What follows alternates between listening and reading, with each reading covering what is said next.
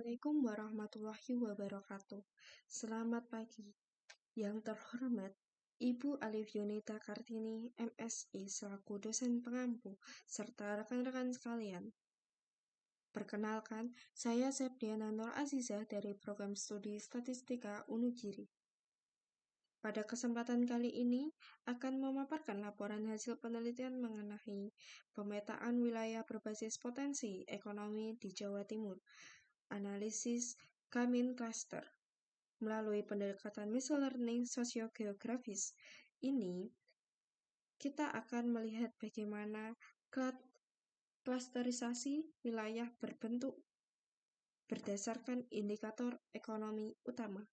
Berikut adalah pemaparannya. Latar belakang dari penelitian ini adalah ketimpangan pembangunan banyak terjadi akibat perbedaan demografi dan ketersediaan sumber daya alam antar wilayah. Potensi ekonomi didefinisikan sebagai kemampuan wilayah menghasilkan sumber daya dan menciptakan pertumbuhan keberlanjutan. Jawa Timur sendiri menyumbang 14,40% PDRB nasional pada tahun 2025, namun menghadapi pertumbuhan tidak merata antar wilayah utara-selatan, Gobang Kertosusila dengan Madura. Data BPS Jawa Timur pada tahun 2026 menunjukkan PDRB per kapita tertinggi yaitu Rp581,56 juta di Kota Kediri dan terendah yaitu Rp25,53 juta di Kabupaten Sampang. Pertumbuhan ekonomi tertinggi juga memiliki kesenjangan yaitu 6,35% dan terendah yaitu 1,74%. Sementara TPAK bervariasi dari 80,82% hingga 67,99%. Ketimpangan ini memperlebar kesenjangan kesejahteraan dan menghambat pertumbuhan inklusif. Penelitian ini menggunakan metode Kamin Cluster untuk mengelompokkan 38 kabupaten atau kota di Jawa Timur berdasarkan PDRB per kapita, pertumbuhan ekonomi, dan TPAK. Hasil diharapkan memberikan rekomendasi kebijakan pembangunan yang tepat sasaran dan kontekstual bagi pemerintah daerah.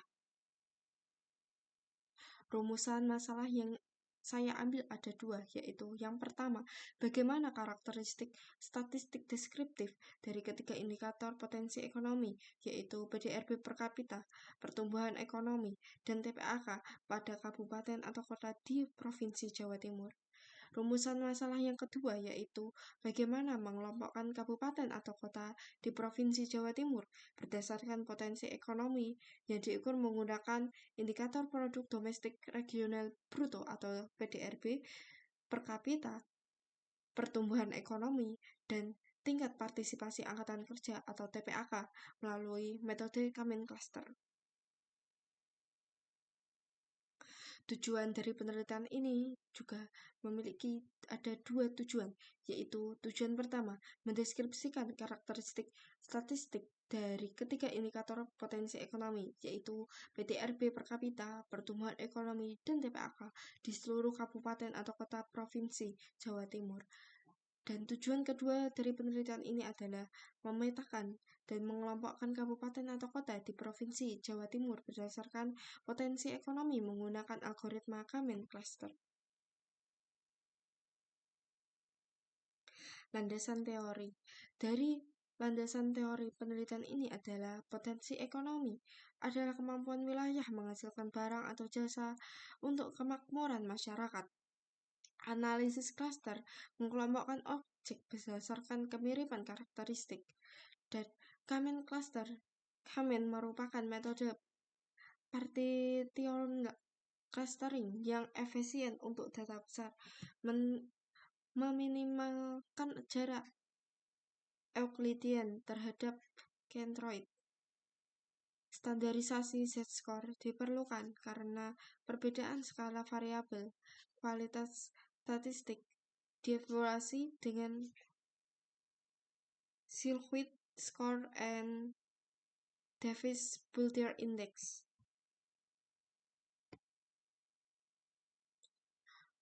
Objek penelitian. Di penelitian saya memiliki 4 objek, yaitu yang pertama, wilayah penelitian. Saya mengambil wilayah penelitian Jawa Timur dengan 38 kabupaten berkota di Provinsi Jawa Timur yang terdiri dari 29 kabupaten dan 9 kota. Wilayah ini saya pilih karena memiliki keragaman potensi ekonomi tinggi serta ketersediaan data makro ekonomi yang lengkap dan terukur dari BPS. Sumber data yang saya gunakan adalah publikasi indikator makro sosial ekonomi Jawa Timur triwulan 4 2025 yang diterbitkan oleh Badan Pusat Statistik Provinsi Jawa Timur. Seluruh data yang digunakan merupakan data sekunder tahun 2025. Variabel PDRB per kapita dan pertumbuhan ekonomi. PDRB per kapita dalam juta rupiah mencerminkan tingkat kesejahteraan masyarakat. Pertumbuhan ekonomi dalam persen menunjukkan persentase pertumbuhan PDRB suatu daerah dari tahun sebelumnya, menggambarkan dinamika peningkatan output wilayah. Variabel tingkat partisipasi angkatan kerja. TPAK dalam persen adalah persentase penduduk usia kerja 15 tahun ke atas yang termasuk dalam angkatan kerja bekerja atau mencari pekerjaan, menggambarkan serapan tenaga kerja dan aktivitas ekonomi penduduk.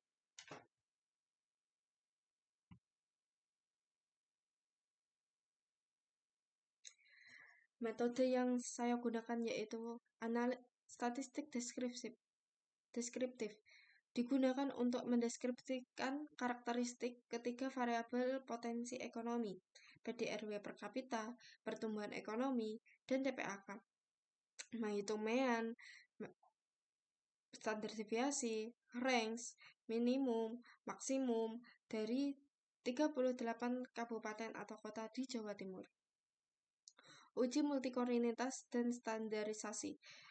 Uji VIF untuk mendeteksi korelasi antar variabel. Jika VIF lebih besar dari 10, terjadi multikoliniaritas. Standarisasi Z-score menyamakan skala variabel rata-rata 0 standar deviasi 1 agar tidak ada variabel yang mendominasi perhitungan jarak.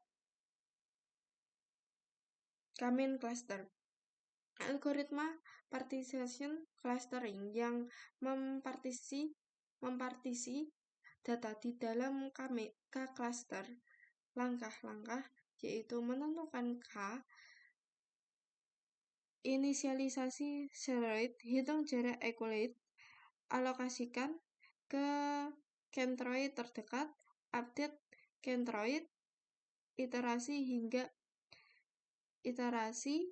hingga konvergen, evaluasi dengan Solstead, Silhouette score, dan DBI.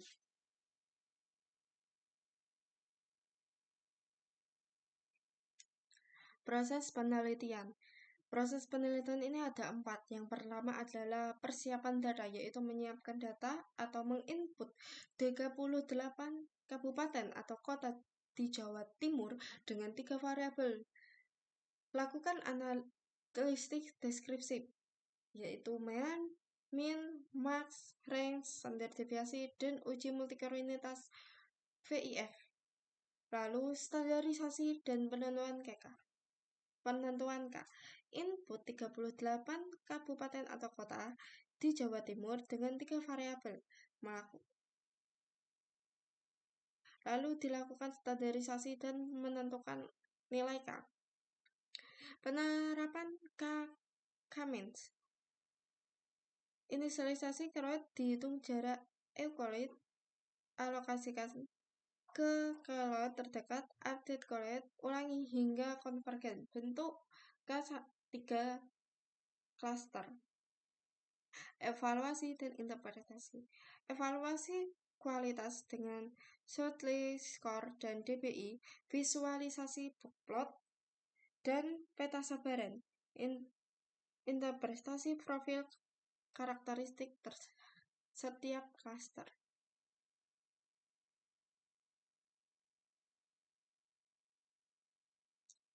Hasil penelitian. Dari hasil penelitian itu dapat dilihat variabel TPAK memiliki nilai rata-rata sebesar 74,34% dengan standar deviasi 3,71. Rentang nilai atau range pada TPAK adalah 12,83 dengan nilai terendah yaitu 67,99% di Kabupaten Gresik dan nilai tertinggi yaitu 80,82% di Kabupaten Pacitan. Nilai variasi terbesar yaitu 13,7. Nilai varians terbesar yaitu 13,7745 menunjukkan bahwa penyebaran data TPAK antar kabupaten atau kota relatif sedang. Variabel pertumbuhan ekonomi memiliki nilai rata-rata sebesar 5,23% dengan standar deviasi 0,76. Rentang nilai pertumbuhan ekonomi adalah 4,61 dengan nilai terendah yaitu 1,74% di Kota Kediri dan nilai tertinggi yaitu 6,35% di Kabupaten Pacitan. Nilai variasi sebesar 0,584 menunjukkan bahwa penyebaran data pertumbuhan ekonomi antar kabupaten atau kota tergolong kecil atau relatif homogen karena sebagian besar daerah memiliki pertumbuhan ekonomi di sekitaran 5%. Variabel PDRB per kapita memiliki nilai rata-rata 79,43 juta rupiah dengan standar deviasi 97,22. Rentang nilai atau range pada PDRB per kapita sangat lebar yaitu 556,03 dengan nilai terendah 25,53 juta rupiah di Kabupaten Sampang dan nilai tertinggi maksimal adalah 581,56 juta rupiah di Kota Kediri.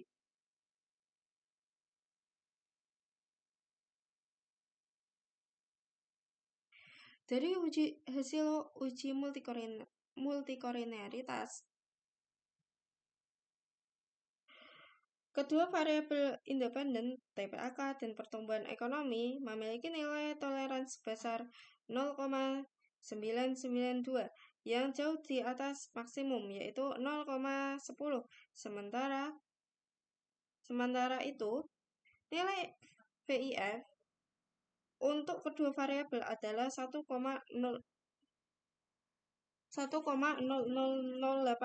jauh di bawah batas maksimum 10.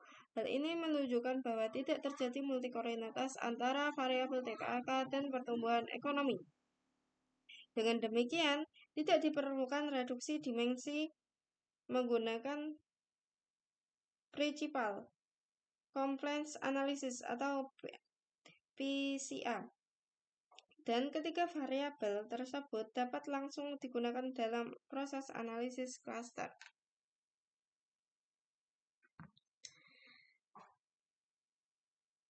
Berdasarkan tabel dari hasil WCSS dan Silhouette Score,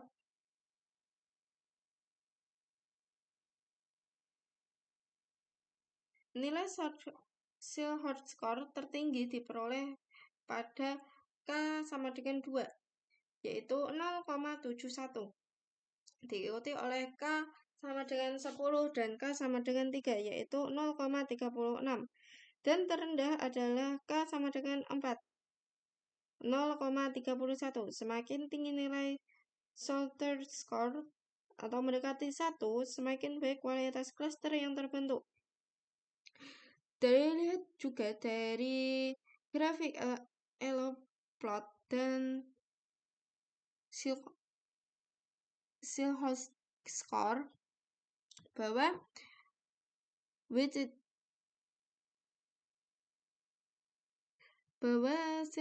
Silhouette score itu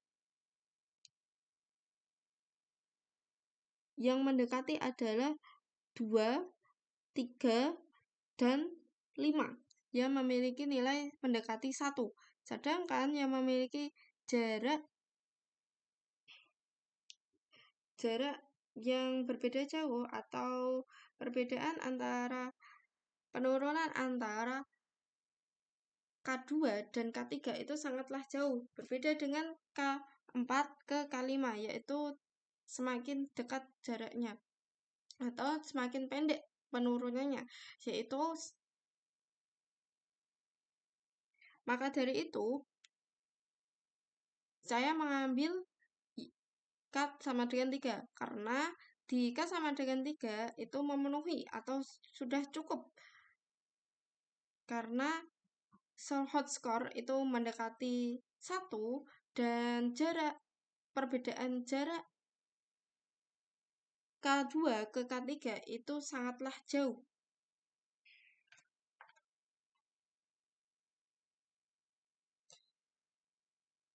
Setelah melakukan analisis clustering, didapatkan anggota setiap cluster, yaitu di cluster 3 ada kota Kediri. Cluster 2 ada Kediri, Lumajang, Sidoarjo, Jombang, Tuban, Gresik, Bangkalan, Kota Malang, Kota Probolinggo, Kota Mojokerto, Kota Madiun, Kota Surabaya. Sedangkan di cluster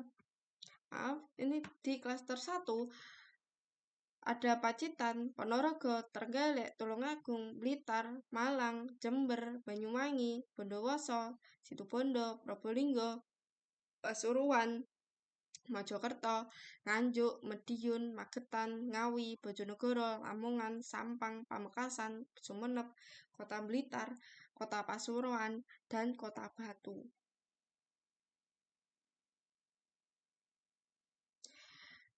Baik, dari hasil evaluasi hasil cluster tersebut adalah sudah cukup baik karena Silhouette score mendekati 1. Baik, cukup memiliki struktur cluster yang jelas dan Developed Blended Index atau DBI yaitu 0,6878 cukup karena semakin mendekati itu semakin baik kualitas cluster.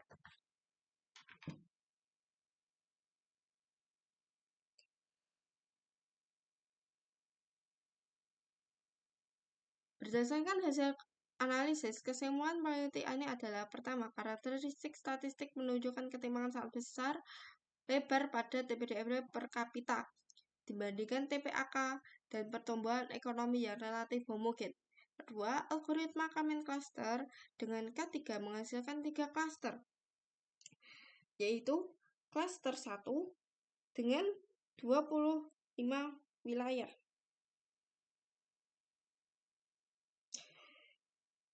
Cluster 1 ini dikategorikan sedang dan berciri TPAK tinggi namun PDRB sedang. Cluster 2 yaitu berkategorikan tinggi, berciri PDRB tinggi namun TPAK rendah. Cluster 3 yaitu Kota Kediri dikategorikan rendah sebagai outlier dengan PDRB ekstrim dan pertumbuhan rendah. Ketiga, kualitas cluster cukup baik dengan Silhouette score 0,36 dan DBI 0,6878 sehingga dapat dijadikan dasar rekomendasi kebijakan pembangunan asimetris di Jawa Timur.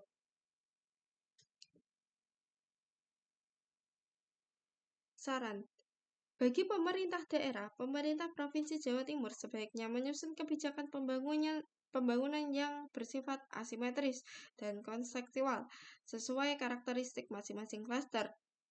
Untuk wilayah klaster 1, prioritas kebijakan diarahkan pada peningkatan produktivitas tenaga kerja melalui pengembangan keterampilan, diferensi sektor ekonomi, dan peningkatan infrastruktur penunjang industri agar partisipasi angkatan kerja yang sudah tinggi dapat dikonversi menjadi nilai ekonomi yang lebih besar. Untuk wilayah 2 yang telah memiliki PDRB kapita tinggi, kebijakan diarahkan pada pemetaan manfaat pertumbuhan ekonomi dan peningkatan penyerapan angkatan kerja lokal agar pertumbuhan yang terjadi bersifat inklusif dan tidak hanya dinikmati oleh segelintir kelompok saja. Untuk kota Kediri, pemerintah perlu mendorong diferensiasi ekonomi guna mengurangi ketergantungan pada sektor industri rokok yang menjadi penyumbang utama PDRB, sehingga pertumbuhan ekonomi dapat kembali meningkat secara berkelanjutan. Sedangkan saran bagi peneliti selanjutnya yaitu peneliti selanjutnya disarankan untuk memperluas cakupan variabel dengan membedakan indikator sosial ekonomi lainnya seperti indeks pembangunan manusia atau IPM, tingkat pengangguran terbuka atau TPT, dan presentase penduduk miskin sehingga pemetaan potensi ekonomi wilayah dapat lebih komprehensif dan multidimension. Peneliti selanjutnya dapat membandingkan metode Keynes dengan metode klasterisasi lainnya, seperti Kamedoid untuk mengetahui metode yang paling optimal dan mengelompokkan potensi ekonomi wilayah. Terutama mengingat adanya outlier ekstrim seperti kota Kediri yang dapat mempengaruhi hasil klasterisasi. Baik, segitu saja presentasi dari laporan saya. Saya ucapkan terima kasih kepada penonton yang sudah menonton dari awal hingga akhir. Jika ada pertanyaan, langsung saja ditanyakan di kolom komentar. Terima kasih. Wassalamualaikum warahmatullahi wabarakatuh.